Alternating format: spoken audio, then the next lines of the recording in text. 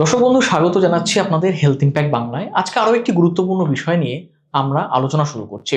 আসলে এরকম অনেক সময় দেখে থাকবেন যে অনেক সংস্থা দাবি করে থাকে যে তাদের তৈরি টুথপেস্ট ব্যবহার করলে আপনি দাঁতের সমস্যা থেকে মুক্তি পেতে পারেন, ক্যাভিটি থেকে আপনি দূরে থাকতে পারবেন, মাড়ি ভালো থাকবে, দাঁত মজবুত হবে, শিরশিরানি কমে যাবে। তো কাজেই আমরা যেই জিনিসটা প্রত্যেকদিন দৈনন্দিন ব্যবহার করে আসছি, সেই টুথপেস্ট দাঁতের জন্য যেটা অত্যন্ত প্রয়োজনীয়, দাঁতের সুরক্ষায়, দাঁতের যত্নের জন্য, সেটা আমরা কিভাবে নির্বাচন করব? এই যে দাবিগুলো প্রতিনিয়ত করা হচ্ছে, সেগুলোর মাধ্যমে, এই টুথপেস্টের মাধ্যমে বা কোনো ধরনের মাজন বা কোনো রকম বিশেষ ভেষজ পদার্থের মাধ্যমে কি দাঁতের থেকে ক্যাভিটিকে দূরে রাখা যায়, কিংবা দাঁতের স্বাস্থ্য ভালো রাখা যায়, ভালো করা যায়, দাঁতকে মজবুত করা যায়, ইত্যাদি নানা বিষয় নিয়ে আজকে আমরা আলোচনা করব।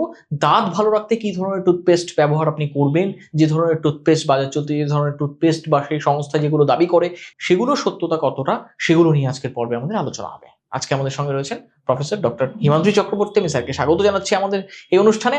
আপনাদের জানাই দর্শক বন্ধু, যারা আমাদের চ্যানেলে নতুন এসেছেন তারা অবশ্যই আমাদের চ্যানেলটিকে সাবস্ক্রাইব করুন। স্বাস্থ্য সংক্রান্ত নানা বিষয় নিয়ে আমরা প্রতিনিয়ত আপনাদের জন্য আলোচনা করছি। ভিডিওটি শেষ পর্যন্ত সঙ্গে থাকুন। আশা করি আমরা আজকে যেগুলো আলোচনা করবো তাতে আপনারা উপকৃত হবে। ভিডিওটি ভালো লাগলে লাইক করুন, কোনো প্রশ্ন বা মতামত থাকলে অবশ্যই নিচে কমেন্ট বক্সে লিখুন এবং শেয়ার করুন। আসুন আজকের আলোচনা শুরু করি। স্যার, স্বাগত জানাচ্ছি আপনাকে হেলথ ইম্প্যাক্ট বাংলায়। স্যার, প্রথমে এই জিনিসটা আপনাকে একটু জানতে চাইবো যে অনেক সময় দাবি করা হয় যে এই টুথপেস্ট ব্যবহার করলে দাঁতের জন্য এটা এইভাবে কাজ করে, এটা ভালো, ক্যাভিটি দূরে রাখে, দাঁত মজবুত করে, শিরশিরানি কমে যায়, সেন্সিটিভিটি কমে যায়। তো এই ধরনের যে দাবিগুলো, এগুলোর সত্যতা কতটা, বা কি ধরনের টুথপেস্ট আমাদের বেছে নেওয়া উচিত, বা টুথপেস্ট বাছাইয়ের সময় কোন জিনিসগুলো মাথায় রাখা উচিত? আচ্ছা, তুমি যে টপিকটা নিয়ে আজকে ডিসকাশন করবে বলছো, এটা না আমাদের প্রতিনিয়ত প্রশ্ন ফেস করতে হয়। সেটা ক্লিনিক্যাল চেয়ার সাইডে পেশেন্টরা জিজ্ঞেস করেন, বিভিন্ন ভিডিওতে, ইনবক্সে বিভিন্ন লোক প্রশ্ন জিজ্ঞেস করেন, ডাক্তারবাবু কী পেস্ট ব্যবহার করব, আমি এটা ব্যবহার করছি, এটা ব্যবহার করে এই কোম্পানি বলে যে তাতে ক্যাভিটি কম হয়, মাড়ির রোগ কম হয়। এটা কতটা সত্যি, এটা বদলে কি অন্য কোনো টুথপেস্ট ব্যবহার করবো? যেহেতু তুমি এই টপিকটা আজকে ডিসকাস করলে, এর আগে খুব একটা বেশি ডিসকাশন করিনি এই টপিকটা, কারণ আমরা যেহেতু কোনো ব্র্যান্ডকে রিপ্রেজেন্ট করি না, সেজন্য একটা নিউট্রাল পয়েন্ট অফ ভিউ থেকে বলার চেষ্টা করছি আসলে সায়েন্সটা কি। প্রথমে আমাদের বোঝা দরকার যে আমাদের বাজারে যে কটা টুথপেস্ট পাওয়া যায়, এর একটা ভাগ আছে, দুটো ভাগ আছে। একটা ভাগ কিন্তু টুথপেস্টের মতন দেখতে, সেটা টুথপেস্ট নয়, সেগুলো ওষুধ। সেগুলো দাঁতে শিরশির করা বা অন্য কিছুতে ইউজ করা হয়, কিন্তু এগুলো অনেক দিন ধরে ব্যবহার করা যায় না। আর আরেকটা হচ্ছে পিওর টুথপেস্ট, যেটা আমরা প্রত্যেক দিন, তুমি একটা ব্র্যান্ড ইউজ করো, হয়তো আমি একটা ব্র্যান্ড ইউজ করি, বা বিভিন্ন লোক বিভিন্ন ব্র্যান্ড ইউজ করে। এবার এই টল ক্লেম থাকতেই পারে যে এই ব্র্যান্ডটা ভালো, তার মধ্যে এই আছে, ওই প্ল্যানটা ভালো, ওর মধ্যে ওই আছে, এবং প্রত্যেকেই ক্লেম করে যে তাদের ব্র্যান্ডের মধ্যে এমন কিছু স্পেশাল ইনগ্রেডিয়েন্ট আছে যেগুলো দিয়ে মোস্টলি দাঁতের মাড়ির রোগ, দাঁতের ক্ষয় মানে ক্যাভিটির এই প্রবলেম দূর করা যায়। কিন্তু যদি আমি নিরপেক্ষভাবে as a student of science কথাটা বলি, তাহলে অ্যাকচুয়ালি এই যে টুথপেস্ট ক্যাটাগরিগুলো নিয়ে আমরা কথা বলছি, আমার টুথপেস্ট আমি ব্রাশ করার সময় ইউজ করি। কিন্তু এই বই বা লিটারেচার দেখো কেন টুথপেস্ট ব্যবহার করা হয়, এক্সেপ্ট ফ্লোরাইডের কিছু সাপ্লাই ছাড়া বাকি এই যে এতগুলো কেমিক্যাল ইনগ্রেডিয়েন্ট নিয়ে বিভিন্ন রকম দাবি করা হয় যেগুলো এটা করে ওটা করে, এগুলো কিন্তু খুব একটা সঠিক নয়। তুমি যদি বইয়ের লিটারেচার অনুযায়ী যাও, আমরা টুথব্রাশ করি কতক্ষণ? আর টুথব্রাশ করি 2 মিনিট। তো ওই টুথপেস্টটাও 2 মিনিটই মুখে থাকে। এবার এর মধ্যে এমন কোনো অ্যাক্টিভ ইনগ্রেডিয়েন্ট নেই যেটা অ্যাকচুয়ালি টুথপেস্টটা আমাদের মুখের কোনো মাড়ির অসুখ বা ক্যাভিটি প্রিভেন্ট করার জন্য, বা ক্যাভিটি হয়ে গেলে সেটাকে রিভার্স করার জন্য ব্যবহার করা যাবে, এরকম কিছু ব্যবস্থা নেই। আসলে টুথপেস্টটা দেখবে এক একটা টুথপেস্টের এক এক রকম কালার হয়, এক এক রকম গন্ধ হয়, তার ফ্লেভারটা আরেক রকম হয়। তার মানে ব্যাপারটা হচ্ছে এই ব্যাপারে আমাদের কোনো ইউনিফর্মিটি নেই। আগেকার দিনে হয়তো শুধু সাদা টুথপেস্ট পাওয়া যেত, এখন বিভিন্ন রঙেরও টুথপেস্ট, বিভিন্ন ফ্লেভার টুথপেস্ট পাওয়া যায়। কিন্তু আমি যদি এই টুথপেস্টে যদি সত্যিকারেরই খুব একটা এরকম ইনগ্রেডিয়েন্ট থাকতো যেটা এই ধরনের ক্লেমগুলোকে সাপোর্ট করার মতন এভিডেন্স তৈরি করতে পারে, মানে যে মাড়ির অসুখ বন্ধ করতে পারে, বা দাঁতের ক্যাভিটিকে রিভার্স করতে পারে, বা ক্যাভিটি ওকে প্রিভেন্ট করতে পারে, তার মানে এই টুথপেস্টগুলো তাহলে একটা অ্যাক্টিভ ইনগ্রেডিয়েন্ট এমন কিছু আছে, কোনো কেমিক্যাল যেটা দিয়ে এই কাজগুলো করা যায়। সেক্ষেত্রে কিন্তু টুথপেস্টটা ইউজ করার জন্য ব্রাশ ছাড়াও হতো, যদি এটা একটা এরকম কিছু ইনগ্রেডিয়েন্ট থাকতো, আমরা হাতে করে আঙুলে করে মাজলেই হতো, কিন্তু সেটা কিন্তু হয় না। আমরা কি টুথপেস্ট ব্যবহার করছি সেটার থেকে অনেক বেশি ইম্পর্টেন্ট আমরা কি ধরনের ব্রাশ ইউজ করছি এবং কি টেকনিকে ব্রাশ করছি, কতক্ষণ ধরে করছি এবং দিনে কতবার করছি। ঠিক আছে, এই জন্য আমরা বিভিন্ন সময় আমরা 2-2-2 ফর্মুলা বলি, যেটা হয়তো ইন্ডিয়ান সিচুয়েশন আমি বলি 2-2-1 ফর্মুলা। 2-2-1 বা 2-2-2 ফর্মুলাটা হচ্ছে দিনে 2বার দাঁত মাজবো, একটা 2 মিনিট করে একবারে দাঁত মাজবো, আরেকটা 2, আর বছরে 2বার দাঁতের ডাক্তারের কাছে যাবো। এটা 2-2-2 ফর্মুলা বলে। আমি ইন্ডিয়ানাইজ ভার্সনে আমি সবাইকে বলি 2-2-1 করুন, 2 মিনিট মাজুন, দিনে 2বার মাজুন, আর বছরে একবার অ্যাটলিস্ট যান। যদি না আপনি কোনো স্পেশাল ক্যাটাগরি, ডায়াবেটিক বা এমন কোনো ওরাল হ্যাবিট আছে, সেক্ষেত্রে আলাদা কথা, আদারওয়াইজ 2-2-1 ফর্মুলা ব্যবহার করুন। তার মানে এই ফর্মুলাটা তৈরি করা হয়েছে 2-2-2 বা 2-2-1, এর মধ্যে কিন্তু দিনে 2বার ব্রাশ করার কথা এবং 2 মিনিট করে ব্রাশ করার কথা আছে। কোথাও বলা নেই কি ধরনের টুথপেস্ট ব্যবহার করতে হবে। কারণ টুথপেস্ট যে ক্যাটাগরিটা বলছেন শিরশির করার জন্য ইউজ হয়, সেটা বাদ দিয়ে, কারণ সেগুলো ওষুধ। নর্মাল যে টুথপেস্ট, যে কোনো ব্র্যান্ড, তুমি আমি ব্যবহার করি, দর্শক যারা শুনছেন তারা যে কোনো ব্র্যান্ড ইউজ করেন, এই টুথপেস্টগুলোর মধ্যে এমন কোনো অ্যাক্টিভ ইনগ্রেডিয়েন্ট নেই যেটা যে ধরনের ক্লেম করা হয় সেই জিনিসটা কে ডেলিভার করতে পারে, মানে ক্যাভিটি হওয়া বন্ধ করতে পারে, ক্যাভিটি হলে রিভার্ট করতে পারে, বা মাড়ির রোগ প্রিভেন্ট করতে পারে। আসলে টুথপেস্ট, এই যে বলছেন না বিভিন্ন রকম রং দেখতে হয়, গন্ধ হয়, টেস্ট হয়, এই জিনিসটা আমাদের প্রত্যেক দিন দিনে 2বার করে ব্রাশ করার জন্য আমাদের উৎসাহিত করেন। ব্রাশটা যদি শুধু জলে ভিজিয়ে করি, কিছু না থাকে, জিনিসটা খুব বোরিং। ঠিক, অতএব সেক্ষেত্রে এটা দরকার। মানে তুমি একটা জিনিস ভেবে দেখো, আমরা যারা যখন গায়ে সাবান দিই বা শ্যাম্পু দিই, সেটা যদি নর্মাল একটা সোপ হতো তাহলে জিনিসটা চলতো, কিন্তু সেখানে দেখবে একটা সুন্দর গন্ধ দেওয়া থাকে, একটা কালার দেওয়া থাকে, এগুলো আমাদের উৎসাহিত করে, কারেক্ট, ফোম হবে, এগুলো আমাদের উৎসাহিত করে যে আমরা যেন ব্রাশটা ভালো করে করি। তাহলে যেটা হবে, ওই গন্ধটা প্রত্যেকদিন সকালে, ওই গন্ধটা এবং ওই যে এই যে ফোম এটা একটা ফিল গুড এফেক্ট দেয়, আমাদের প্রত্যেকবার ব্রাশ করতে উৎসাহিত করে। আদারওয়াইজ ব্রাশটাকে জলে ভিজিয়ে করলে তো আমরা খুব একটা ভালো এফেক্ট পাবো না। অতএব আমি কি ব্র্যান্ডের টুথপেস্ট করছি, সেটার কত দাম, তার মধ্যে কি অ্যাক্টিভ ইনগ্রেডিয়েন্ট আছে, সেটার থেকে কিন্তু আমার দাঁতে ক্যাভিটি হওয়া কমে যাওয়া, বা দাঁতে ক্যাভিটি হলে ঠিক হয়ে যাওয়া, বা মাড়ির অসুখ ঠিক হয়ে যাওয়া, বা মাড়ির অসুখ না হওয়া, এগুলো খুব একটা ডিপেন্ড করে না। অতএব আমাদের মনে রাখতে হবে, যেরকম বলছিলাম, দিনে 2বার ব্রাশ করব, 2 মিনিট করে ব্রাশ করব। টুথপেস্ট একটা মোটামুটি স্ট্যান্ডার্ড একটা টুথপেস্ট তৈরি করবো। মোটামুটি স্ট্যান্ডার্ড কথাটা বলছি এই কারণে যে এটা কিন্তু টুথপেস্টই হতে হবে, টুথ পাউডার হলে হবে না। কারণ টুথ পাউডারটা যথেষ্ট কোর্স, এটা দিয়ে কিন্তু দাঁতের এনামেলের অ্যাব্রেশন হয়। সেক্ষেত্রে আমাদের একটা যে কোনো টুথপেস্ট স্ট্যান্ডার্ড, সেটা যে ক্লেমই করে থাকুক, মনে রাখবো যে ক্লেমই করুক, আমি লাগিয়ে কিন্তু সেই ক্লেমের এফেক্ট পাবো না, কারণ অ্যাকচুয়ালি ওটা ক্লেমটা যেটা, সেটা একটু কমার্শিয়াল।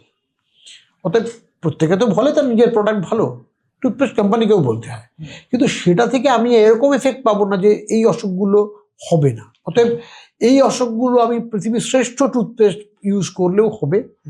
সেই জন্য বছরে 2বার বা অ্যাটলিস্ট একবার দাঁতের ডাক্তারকে দেখাতে হবে। আমি যেন এই ধরনের একটা চিন্তা ভাবনা না নিয়ে থাকি, আমি তো সবচেয়ে ভালো টুথপেস্ট, সবচেয়ে দামি টুথপেস্ট বাজার থেকে নিয়ে ব্যবহার করছি, সেক্ষেত্রে আমার হয়তো এই অসুখগুলো হবে না। এটা কিন্তু ঠিক নয়। এটা ঠিক নয় এই কারণেই, কারণ টুথপেস্টের যে এফেক্ট এবং টুথপেস্টের যে এর যা ইনগ্রেডিয়েন্ট সংক্রান্ত কথা যেগুলো ক্লেম করা হয়, সেগুলো কিন্তু অনেকাংশেই সায়েন্টিফিক নয়, এবং সেগুলোর থেকে কিন্তু এই টুথপেস্টের ব্যবহার কিন্তু আপনাকে এই যে রোগগুলো সম্পর্কে বলছি, মাড়ির রোগ বা ডেন্টাল ক্যাভিটি, সেগুলো থেকে আলাদা করে বাঁচাতে পারবে। হ্যাঁ স্যার, এখানে অনেকে এরকমটা দাবি করেন যে ভেষজ বা প্রাকৃতিক কিছু উপাদান দিয়ে তৈরি হলে এবার মানুষের সেটার প্রতি আগ্রহ স্বাভাবিকভাবেই বেড়ে যায়, যে প্রাকৃতিক উপাদান দিয়ে তৈরি মানে সেটা নিশ্চয়ই খুব ভালো একটা অর্গানিক ব্যাপার। তো এই দাবিগুলো সম্পর্কে একটু যদি বলেন, কোন ভেষজ উপাদান বা প্রাকৃতিক উপাদান দাঁতের জন্য প্রয়োজনীয় বা উপকারী?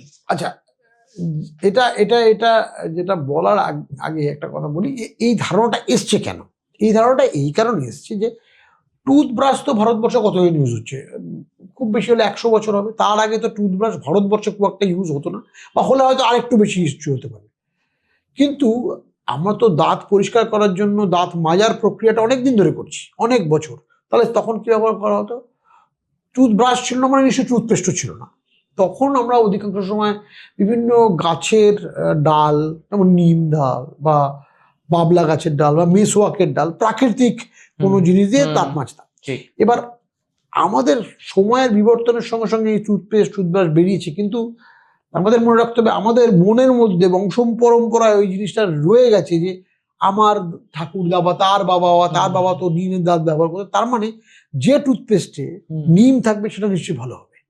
এটা কিন্তু আবার বলছি যে টুথপেস্টের সঙ্গে কিন্তু নিমের রস দেওয়া খুব ডিফিকাল্ট, খুব ডিফিকাল্ট। মানে জিনিসটা আমি যদি জিনিসটা কেমিক্যালি ফর্মুলেট করতে চাই তাহলে আমাকে বুঝতে হবে যে 5 চামচ নিমের রস নিয়ে আমি টুথপেস্টের মধ্যে দিয়ে দিলে সেটা কাজ হবে না। এটা কাজ হওয়া খুব ডিফিকাল্ট, কারণ এই জিনিসটা মিক্সই করবে না।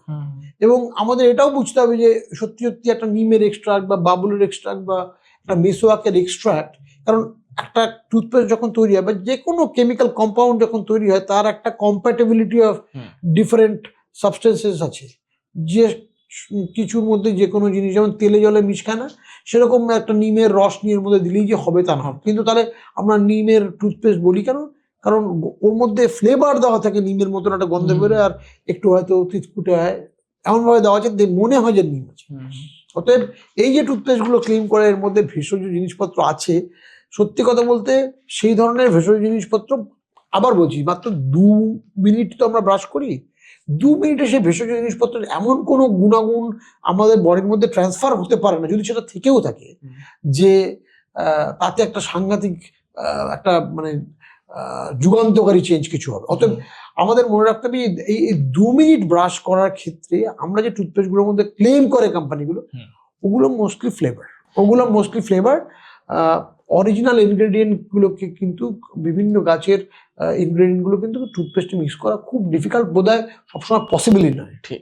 এখানে স্যার একটা খুব বড় বিষয় যেটা নিয়ে সবার একটা আগ্রহ থাকে যে সেন্সিটিভিটি বা শিরশিরানি, সেটা কমিয়ে দিতে পারে কোনো বিশেষ ধরনের টুথপেস্ট।